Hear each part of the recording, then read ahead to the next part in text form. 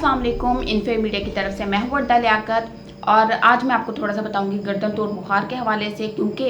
बहुत सारे इर्द गिर्द हमारे इस तरह के बच्चे होते हैं जिन्हें गर्दन तोड़ बुखार होता है, उनकी प्रॉपर ट्रीटमेंट नहीं हो पाती, जिसकी वजह से बच्चे जो है वो जिस्मानी तौर पर माजूर हो जाते हैं। इसके अलामात आप सबको बतानी चाहिए। अगर आपके बच्चे को बहुत ज़्यादा अचानक से तेज़ बुखार है, सीवियर हेडेक है, यानी कि इतना ज़्यादा उसको सर में दर्द होगा कि अंदर से दिमाग जो है वो हिलता हुआ महसूस होगा, प्रोजेक्टाइल वॉमिटिंग होगी, यानी कि बच्चा आपका जो वॉमिट करेगा तो वो बहुत दूर तक जाएगी,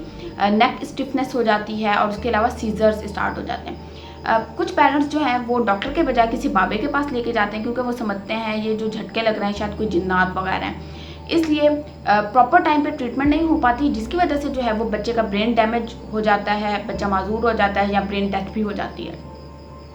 इसलिए अगर आप ये अलामत किसी बच्चे में देखें तो उसे फ़ौरन किसी डॉक्टर के पास लेके जाएं ताकि उसका प्रॉपर जो है वो ट्रीटमेंट हो पाए।